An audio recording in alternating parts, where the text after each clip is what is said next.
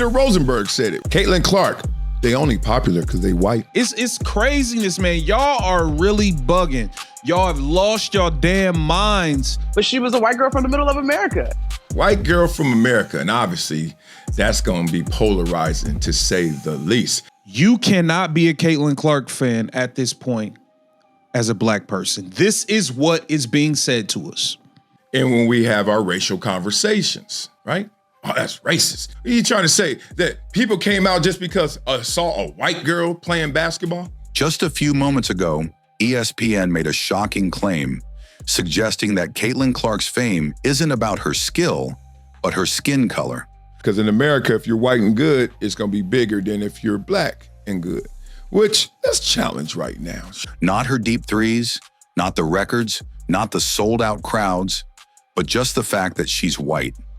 If you believe Caitlin deserves her spotlight because of how she plays, not how she looks, type 100% in the comments right now.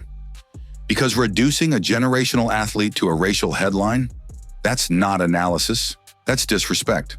The #1 attraction in the WNBA. And it's not because of her race, of her color, or for anything else outside of her skill, her talent, and her ability to play basketball and bring excitement to the game. ESPN just pushed a headline that's hard to ignore and even harder to accept. They claim Caitlin Clark's rise isn't built on skill or performance, but on race. That her popularity is rooted in her being white. Caitlin Clark, they only popular because they white. Because Peter Rosenberg said it, right? Not her long-range bombs, not the surge in ratings, not the sold-out arenas, just her skin tone. That comment didn't sit right with anyone paying attention. And it wasn't long before voices from across the sports world called it what it is. Caitlin Clark is a rising star in women's basketball. She's pulling in crazy viewership numbers. A lazy, divisive take. One of the strongest responses came from former NFL star and respected analyst Marcellus Wiley. He didn't hold back. I think it's really, really exhausting and really exaggerated when we say a white person is going to be better than a black person, especially in basketball. In my mind, all levels, all realms. But in this world, it's unreal. He said this idea that white players get boosted past black players, especially in a sport like basketball, is tired and exaggerated. And he was clear, this isn't real analysis. This is someone trying to push a trendy narrative that doesn't match what's actually happening on the court. She is selling out arenas everywhere she goes, even in her second year in the league. Yes, she's currently at this very moment injured, hasn't played as many games this season. And it's not because of her race, of her color, or for anything else outside of her skill, her talent, and her ability to play basketball and bring excitement to the game. The way she plays the game is different than any other WNBA star that we've seen. Wiley reminded everyone that what's driving Caitlin Clark's momentum isn't privilege, it's production. She's filling seats, boosting TV viewership, and leading the league in fan engagement because she's making an impact, not because of what box she checks on a demographic form. So she's talking about representation, which sometimes gets misrepresented, and when we have our racial conversations, right? Oh, that's racist. Some people were saying, oh, you're insufferable. Are you trying to say that people came out just because saw a white girl playing basketball? And then you got to be real with yourself. You got to get in front of that mirror sometimes. You got to do some self-examination because we are great at examining this world. Other voices joined in too. ESPN's own coverage was called out for using race to overshadow performance. One creator said it best, "Why is it that every time a white athlete succeeds, it becomes a conversation about race, not skill? That question matters because the numbers don't lie." I was just about to say same thing for Angel Reese when I had a chance to cover their games. But I think Caitlin represented, and again, some of this to me probably is not fair to her because it was not anything that she said or was truly based on her personality, but she was a white girl from the middle of America. Caitlin didn't just show up and get famous. She broke college records, became the top-selling jersey in the league, and gave the WNBA a rating surge it's never seen before. And she's still a rookie. Meanwhile, Monica McNutt spoke openly in a BBC segment. She acknowledged that Caitlin's background, a white girl from the Midwest, might make her relatable to some fans. I looked at it both ways. The one is the representation argument, which I am not a subscriber to. I will thoroughly admit I have never looked at a group of people or a group of anything and said, I'm going to because they are doing that. Never. Whether it's racial, whether it's athletic, whether it's academic, etc. But she also said that doesn't take away from what Caitlin's done. It's possible for people to feel represented by her and respect her talent at the same time. And yet, instead of talking about her game, ESPN chose to center the discussion around skin color, completely sidestepping her stats, her records, and her work ethic. Let's call it like it is. This narrative isn't about race, it's about ignoring reality. Nobody was watching the WNBA before Caitlin Clark entered the league. That's just an indisputable fact. Tell me how many arenas they sold out. Tell me how many of their players were on super big podcasts talking about the WNBA. None of them. And that's not a slight on their talent or ability, but it's just the fact that Caitlin Clark came into the WNBA and changed the entire landscape of the league. Caitlin Clark didn't ask to be anyone's symbol. She didn't label herself the face of anything. She just kept showing up, dropping threes from the logo, and putting in the work. And now the media wants to reduce all of that to pigmentation? This isn't about her being white, it's about her being great. And if you can't see that, maybe you're not watching basketball at all. That's nice. And she was shooting the shit out of it. Of course she was. Right, so she was shooting the shit out of it. And she's the face of the league. agreed. She's the face of the league. Agreed. Let's clear something up right now. Caitlin Clark didn't stumble into stardom. She wasn't handed the spotlight. She forced it to shine on her by performing night in and night out. Just have nothing but great things to say about who she is as a person. She's so welcoming and so warm as an individual that she can have a conversation with anybody. She's cut from the same cloth as me in that regard. You know what? Us Midwesterners, we tend to just, accept everybody with open arms. She was so kind to my family and everyone in the suite when she came to KC. So huge fans of Caitlin Clark. The idea that her rise is due to anything but her basketball ability is not just wrong. It's disrespectful to everything she's built. In college, she was a force. Her games broke attendance records. Her highlights flooded social media. Every step she took was earned, from buzzer beaters to Final Four appearances. And now, as a rookie in the WNBA, she's doing it again.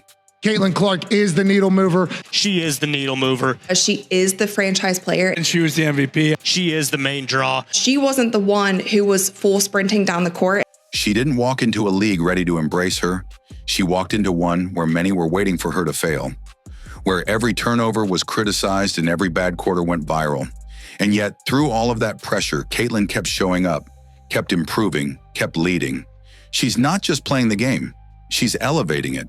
When we had a discussion about what made Caitlin Clark so popular, why everyone was gravitating towards her, this was after the college basketball career that she had, but just looking back on that, may have been around the time that she had her jersey retired at Iowa. But if you scroll through social media or listen to certain analysts, it almost feels like you're not allowed to say that out loud. One creator put it perfectly. So now we're being told we can't even say we like watching Caitlin Clark? Since when did enjoying a player's talent need an explanation? LeBron James can't tell a white basketball player, a good game. Oh, man. Even LeBron James, one of the most respected voices in all of sports, got backlash just for saying great game after one of her performances. People jumped on him like he committed a crime. As if appreciating skill has become a political issue. This isn't progress, it's posturing. And Caitlin? She's not playing into any of it. She's not asking to be treated differently. She's not chasing headlines or crying for special treatment. It's a crime now. It's a crime. We have to basically lie and say we think someone else is better because we are not allowed to say, hey, she's really good. I like her. She's my favorite. We're not allowed to have a favorite player that's not our skin color anymore at this point. She's keeping her head down and doing what she's always done, letting her game speak louder than the noise. She's pulling defenders out to the logo and draining threes. She's orchestrating plays, running the floor, reading the court like a veteran, and she's doing it all with composure that most rookies only dream of. And yet, when she shines, some people try to drag her down with narratives about race. without all of the people that paved the way. But let's give Caitlin Clark her flowers in this moment and make it nothing else about but her skill and the way she plays the game and the way she handles her business. She became one of the most famous people on the planet in an instant. When others do the same things, it's called passion. When Caitlin does it, it's privilege. Why is that? Same plays, same court, same league. She has a super large fan base that she garnered at Iowa and carried into WNBA, with young girls all around the world loving and admiring Caitlin Clark. She's my role model. I really look up to her. Why do you like Caitlin? She's so good at basketball. Because she's that awesome person and she has like a lot of aura, so like. But somehow her success gets reframed through a filter of identity politics, not performance. That's the real double standard. Because if anyone else did what Caitlin is doing, we'd be calling them a prodigy, a phenom, a franchise changer. This ain't the time for you talking about Angel hating her. This ain't the time. Even though I don't believe it to be true. And even if it is, this ain't the time for that. So let's stop pretending this is about how she looks. This is about how she competes. The numbers don't lie. The impact is real. The respect is earned. Caitlin Clark isn't riding hype. She's driving the moment. And no matter how many people try to rewrite the story, the truth is simple. She got here by grinding, not by fitting someone's profile. I'm sure the mainstream media hates to see this. White people are taking over our beloved dump. Pretend basketball is not for everyone. If Caitlin Clark's popularity was really just about race, here's a question the media hasn't answered. Why are so many black fans standing up for her? Because that's what's really happening. In podcasts, YouTube videos, live streams, and comment sections. She's my role model. I really look up to her. Why do you like Caitlin? She's so good at basketball. Because she's that awesome person and she has like a lot of aura, so like. You're hearing the truth. People love Caitlin Clark because of what she brings to the game, not because of her skin color. One creator said it best: we celebrate Jokic. We have no problem saying, hey, I think Jokic is the best player in the league. He's from Serbia. He's white. We don't care. We don't care. We love Luka. We love Luka. We all bombed on the Dallas Mavericks for getting rid of Luka. He's white from overseas. We don't care. It's about the sport. It's about the game. This is not about race. We don't care. We love Luka. Cooper Flagg is next up.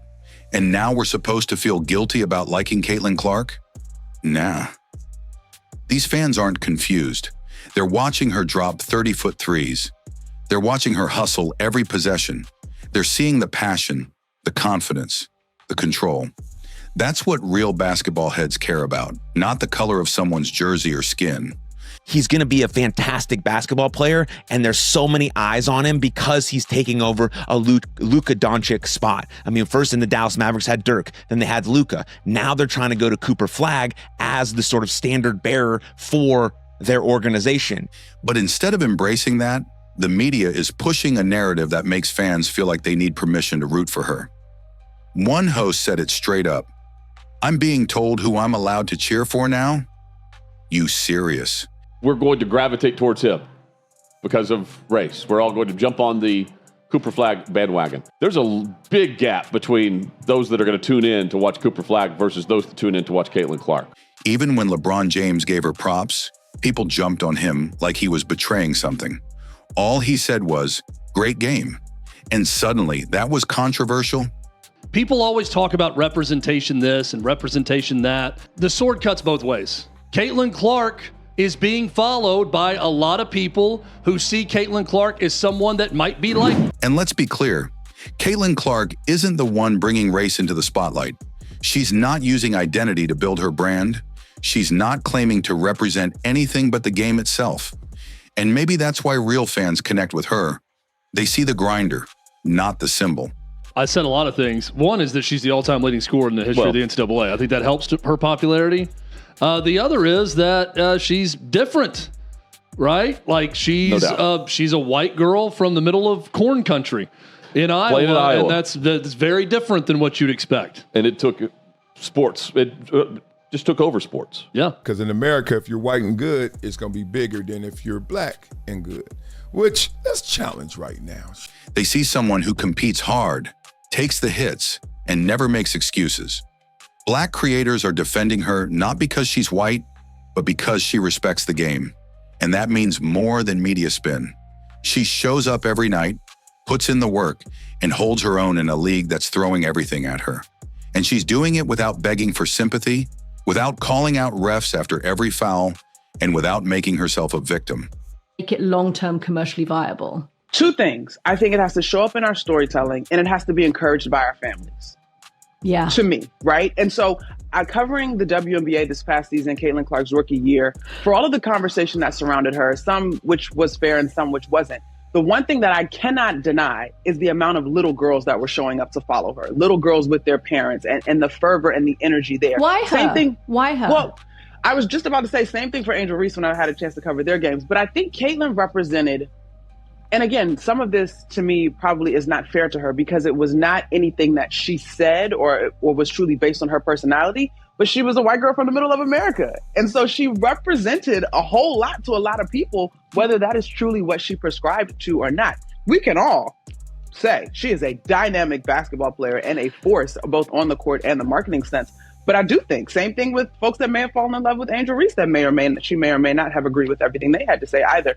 We attach our fandom to these icons for all types of reasons, and sometimes they may not be based in all truth. So let's be honest. If race was the only reason for her spotlight, you wouldn't have black fans going to war in the comments defending her. You wouldn't hear creators of all backgrounds calling out the double standards and saying, let her play. This isn't about protecting privilege. It's about recognizing performance. And Caitlin Clark is earning every bit of praise through what she does between the lines, not what box she checks off the court.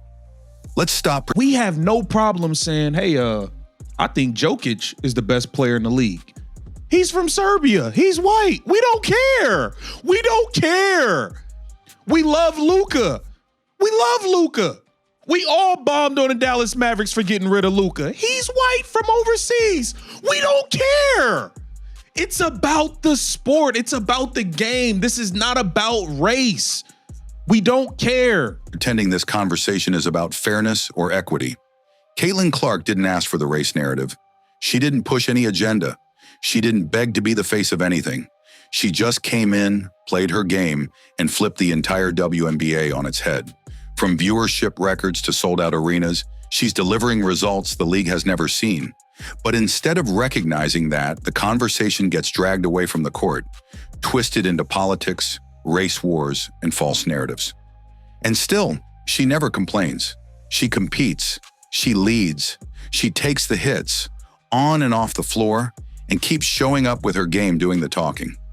So if you're someone who believes talent should be respected, no matter what someone looks like, then show up for Caitlin like she keeps showing up for this game. Drop a 100% in the comments if you support her for her skill, not her skin. And if you're tired of the media distorting the story, like subscribe and help us push back with the truth. Because no matter what they say, one fact still stands. Greatness doesn't have a color, but it always has a presence. And Caitlin Clark, she brings it every single night.